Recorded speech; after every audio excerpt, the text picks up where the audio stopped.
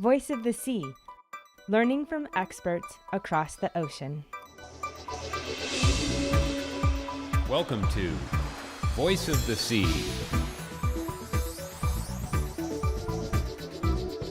In this episode of Voice of the Sea, we're at the beach on Maui with coastal hazard specialist Tara Owens. Tara explains the importance of sand dunes in protecting beaches, how they supply sand to the beach and provide habitat for the wildlife that inhabits them. Tara also shows us how building seawalls can take away the sand dunes, causing major beach erosion. So when you talk about dune restoration, what does that physically look like? How do you follow nature's cues.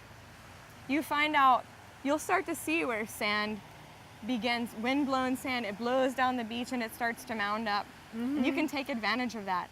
So you may start out with some sand fencing, like what you see right here. Oh, I see. Sand fencing. And it's placed strategically to collect sand as it blows down the beach. And once it starts trapping sand, then you have the beginnings of your dune, and then you can start colonizing it with the appropriate species. Very cool. Yeah. This is Kama'ole 3 Beach Park. There's a long stretch of beach marks along the shoreline here, and they're pretty heavily used. This area is popular with locals and tourists because the beaches are nice and wide, and there are lots of different beaches, and the beaches are really accessible. You know, there are other places on the island where you can go, and the beach is a lot harder to get to. There may be no parking, or they're privatized. A long time ago, this whole area of South Maui, Kihei, was wetland with large coastal dunes and wide beaches. And then, so you said there's a lot of vegetation here, and I see the naupaka and things. What's going on in terms of beach restoration at this site? Well, right, we're here to talk about the beaches and the dunes, and what I like to stress to people is that the beaches aren't just here for recreation. They, we think of them as it's a place where we go swimming and snorkeling and diving and kiting and surfing, all those things that everybody knows about, but the beaches and the dunes also serve a really important natural function, lots of important natural functions. The dunes themselves are very important because they do a couple of things. They supply sand to the beach. If there are no dunes, there's no extra sand for the beach. They also protect development. The dunes are there so to supply the beach with sand and to protect the development behind it, homes, buildings, major infrastructure like roads and sewers from high waves when we have big swells, when we have storms. Mm-hmm. So even though like the naupaka, say if we look over there, it looks pretty permanent, but you're saying that sand that it's built on can actually wash into the ocean if there were a high storm event. Right. When you have high waves, the water can reach all the way up to the base of these dunes, and then the sand becomes mobilized in the beach system. And in a big storm, the sand will move offshore into the water as the water carries it back offshore. And when it does that, the water becomes shallower. The sand fills in the pukas in the reef, or maybe forms little sandbars offshore. The water becomes shallower, the waves break farther offshore, and that reduces the energy at the shoreline. And so it helps to prevent loss of the beach. Okay, maybe we should move on down to the dunes. Okay. You know, I hear that the naupaka protects the dunes and it allows the sand to accrete, but then what happens to the naupaka? And as you said, it's just sacrificial. It's sacrificial. It can be replanted or it may regrow on its own. But the interesting thing about naupaka is you see a ton of naupaka along, at least on Maui, along the beaches. Uh-huh. And a lot of times it's actually planted. And here's the naupaka we're talking about. And this is a good example of what naupaka should look like on a dune system. It's not really dense, it's not expansive. But there are a lot of places where the naupaka is used for landscaping and it's irrigated. And when it's irrigated, it becomes very, very thick and very, very dense. And that actually works against the beach because it doesn't allow the sand to naturally build up into the mounds that ultimately form sand dunes. It almost behaves something like a seawall, which impounds the sand and doesn't allow it to, the dune to develop. You can see the posts and ropes here along this dune line. And the reason this post and rope here is because we have some active dune restoration going on. So these dunes here in the parks had gotten pretty degraded, and about, maybe 5 or more years ago, we started a pretty extensive dune restoration program here. And so we've actually thinned out a lot of the naupaka. Oh, wow. And we've planted some other species like beach morning glory, which you see the vines up there behind Malka of the naupaka is beach morning glory or pahuihui. And it's a very, very good dune colonizer. And then you'll see little sprigs of grass in between sticking out. Those are aki grass. That's another very good dune colonizer. So those are really kind of the 3 primary ones we use in our restoration projects: naupaka, pahuihui, and aki. Maybe a lot of people don't know about the sand on our beaches. The sand on a lot of our beaches, this white, yellowish colored sand, is all carbonate sand. It's calcium carbonate, and we call this biogenous sand, the root of the word being bio, which means that it comes from living things, like calcareous shells of mollusks or various types of calcareous algae out in the coral reef that erode over long periods of time and become beach sand. Sand is actually really interesting. Generally, if you're in a wave environment, especially with really big waves, you have coarser sands. So big waves equate to coarser sands. And that's because big waves carry away the finer grain sands. They get suspended in the water and get carried off. And only the coarser grains remain. And then the fine grains get blown by the wind up into the dunes. And that's what begins the creation of a dune system. So the trade winds blow from the east along the north shore and along the eastern portion of Maui. But then they get funneled right between those 2 mountain systems and come straight down this coastline directly from the north. So even though the trade winds originate from the east, in this area they blow from north to south. So the shape of Maui actually turns the wind. That's right. And kind of funnels it along the That's South right. Maui. And so wind is a huge factor for beaches here. It's what causes a lot of sand transport up and down the beach, and it's what creates our dunes. There have been times we had a really big south swell in August, and it was one of the biggest south swells we had here on Maui in maybe like 5 years. And so if you would have come down to this beach on that day, the waves would have been up here at the base of the dune. Oh my gosh. So again, a good example of why dunes are so important, why we have to have them here. Voice of the Sea, learning from experts across the ocean. Can you make a guess on how old the sand is? Oh, that's a difficult question. The modern day sand that you would consider young, there's only a small portion of that, of the percentage on the beaches is modern sand. There's not a whole lot of modern sand being made. So a lot of the sand that exists on beaches may be more than like 1,000, maybe even up to 4,000 and 5,000 years old. Wow. Really? That's really true. So when you think about it, that has big implications because there's a thin ribbon of sand around all our islands. And if a lot of it's very old and there's not a lot of new sand being produced, that means that once we lose what we have, it may be gone. So we have to really protect our beaches and protect the sand. We're really lucky here on Maui. We have a group of volunteers, the South Maui Volunteers, or Ho'alaha Aina is what they call themselves. And they'll trim back the naupaka if need be, or remove other invasive species. Make sure that if there's a need for posts and rope to kind of keep people out of the active dune system. So we're at the south end of Kamaole 3 Beach Park, and we're moving up here into the back dune area and coming up on a basalt headland.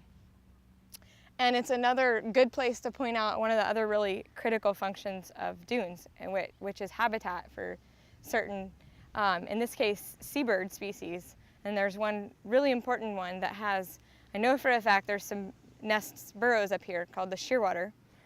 And so we actually pulled the newly hatched chicks out of their burrows and banded them for DLNR. I've heard a lot about the shearwaters and even the banding program. So, oh look, you can see feathers. You can see feathers. Those are feathers from the shearwater chicks. And they're an interesting species because when they leave, they go away for, we think, a period of 6 or 7 years. And then they actually come back 7 years later to the same place where they were hatched and build their own nests. And they mate for life. It's really important for us to maintain their habitat as well, considering that they come back where they started. So another really important function of our natural dunes.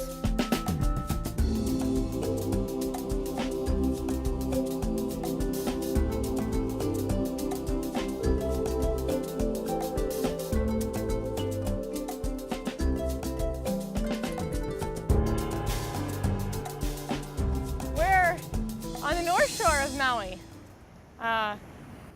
Contrast that with where we came from, which was the south shore. This is for this island and most Hawaiian islands, a pretty volatile environment because we always have the trade winds blowing and the north swells that come in the wintertime. And that's what makes this whole shoreline very interesting. The entire north shore has relatively high erosion rates. So this is one of the beaches. This is just one example along the north shore of where we're experiencing really rapid erosion. And the development right behind us here has in the past been threatened by high waves and inundation of the water. We had a big tsunami this past year in March. And the water from the tsunami went well behind these homes. Oh my God. In some places close to the road that we were traveling on to get here. And a lot of sand was overwashed into these properties when we had the tsunami waves. So these homes here, this development, they've been battling beach erosion. And how do you battle it? Like, what do you do to stop it? Well, you know, there are a range of options. Well, let me start with, let's talk a little bit about what causes erosion. Okay. Really, there are 3 main causes. One is human development or human impacts to the beach. That can be something like building a seawall. But basically, when you build things like seawalls and revetments, you impound the sand behind it and you prevent the sand from becoming part of the active beach system and resupplying the beach with sand when it needs it. Another thing that humans have done is mine beaches. And that has actually happened a lot here on the North Shore. That's where we actually take the sand from one beach and we move it somewhere to another beach. So that's one thing, humans. The second thing are waves and currents. And the third thing that causes erosion is sea level rise. We're in a period of sea level rise globally, and Hawaii is not immune to that. So here on the North Shore, we have all 3 of those things happening. So let me just see those 3 things again, were human impacts, natural weather events, and sea level rise. That's right. Well, let's take a look at the sand. Oh, it's different. It's different. It's much more coarse than on the south side. And you have a guess why that is? Because there's larger wave action here. That's right. Bye! Yay! Like we said before, bigger waves generally create bigger grains of sand. Exploring Our Fluid Earth is the dynamic curriculum developed by the University of Hawaii's Curriculum Research and Development Group. The award-winning Fluid Earth and Living Ocean textbooks are now interactive and online. New activities, updated content, and a teacher community. Exploring Our Fluid Earth is now freely available. Find out more at exploringourfluidearth.org. Voice of the Sea. And so about a year ago, this was the first attempt on Maui at something like this. There's six private homeowners along here funded a beach renourishment project. Because it's the North Shore, they had a lot of challenges just because of the volatile environment that we have here in the North Shore with wind and waves, and there's coral reef to contend with, and you don't want to damage that, and certainly you don't want to cause any adverse impacts like fuel leaks and damaging the reef by hitting the reef with your equipment and things like that. Another thing they did in addition to bringing sand on the beach is they placed 4 structures called groins. You can see one of those structures at the other end of the beach down here. If you want, we can walk down and look at it. Let's go take a look. Yeah, so a groin is basically a shore perpendicular structure. Can be made out of a lot of different things. Sometimes it's rocks. In this case, the one we're going to be seeing is made out of a geotextile fabric formed into a tube and filled with sand. And so the groins are placed along the beach, hopefully to retain sand as it moves up and down the beach. Sideways. It traps the sand. This is a geotube groin. Oh my God, it's So hard. It's very hard. It's completely filled to the brim with sand. But then once the waves start to hit it, it starts to... You can see that this one actually has been impacted by its environment, and that's one of the downsides to these geotube groins, is that they can be damaged. It has been very common in the past that there was really very little sand beach here at all. And you can see there is some sand beach here right now. So the homes that are here now, are they within the current day setback regulations, or are they sort of grandfathered in? They were built closer to the beach than we'd allow now? Most of these homes along this particular stretch of beach where we're standing now are relatively new homes, and so they were probably subject to the existing regulatory requirements for shoreline setbacks, which are based on the location of the shoreline and then an erosion rate that the county has established for determining their setbacks. And those erosion rates are based on some research done by the University of Hawaii on how the shorelines around the island have changed over time. Can you show me some of the signs of erosion right here? Sure. This existing wall that we're looking at right here probably wasn't intended to be a seawall, actually. Probably was more like a landscaping feature, a retaining wall. Certainly the tennis court wasn't this close to the shoreline when it was put here. So you can definitely see evidence of beach erosion, and now part of this development is much closer to the shoreline than anybody would have probably desired for it to be. Fortunately, most of them were subject to some type of setback regulation, but there are places on the island where large buildings, condominiums, or even smaller homes were built prior to any regulations being in place. And in those cases, we literally have buildings falling in the water. And those are the really difficult cases, because in those cases, there's no time for beach renourishment. And typically, unless retreat was a real option, unless actually picking up homes and buildings and moving them away from the shoreline was an option, then it leaves us really in emergency situations where the only option is hardening the shoreline. And that can be undesirable for a couple of reasons. So maybe we'll walk down to the other end of this beach and look at a seawall and show you what it can do to the beach and the shoreline.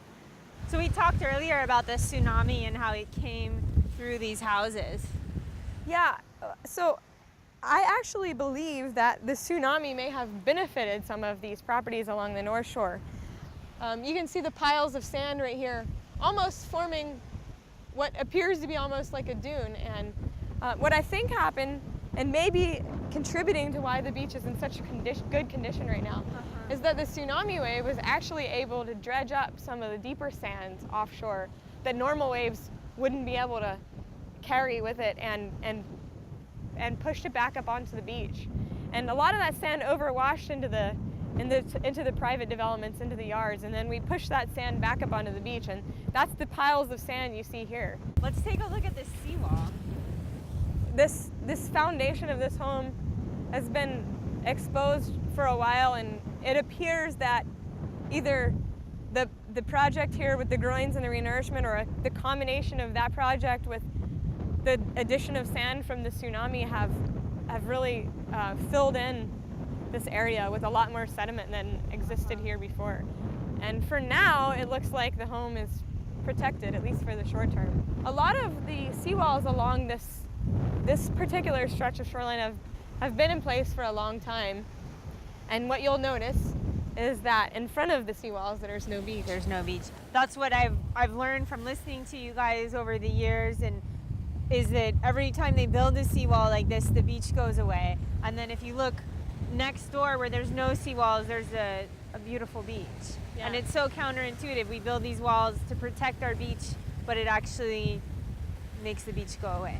Right. You can protect the development, or you can protect the beach, but you really can't protect both in some cases, and that's the unfortunate thing. Because when properties are threatened, these are people's lives and their homes, and it becomes a very,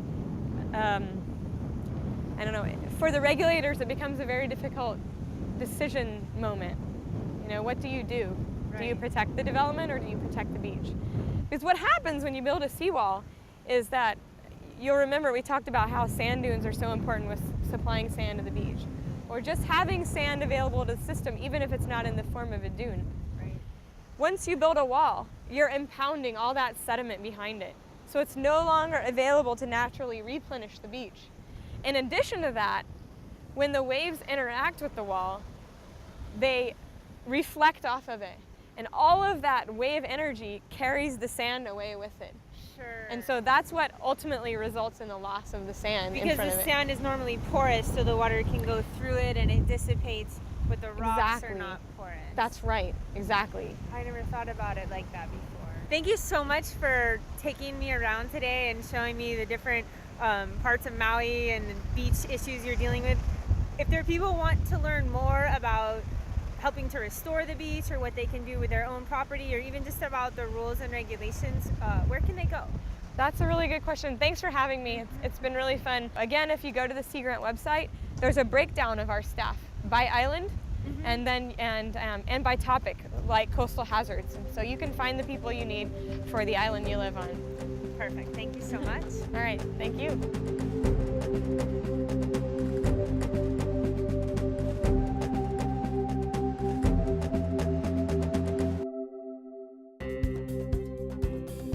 The University of Hawaii Sea Grant College Program, helping coastal communities of Hawaii and the Pacific through research, education, and outreach. Serving the community from elementary to graduate students. Hawaii Sea Grant. The Curriculum Research and Development Group in the College of Education at the University of Hawaii at Manoa. CRDG's training roots go back over 40 years. Through professional development programs, curriculum workshops, research on teaching methodology, individualized school and district training, and so much more. The Curriculum Research and Development Group, improving schools, improving education. CRDG.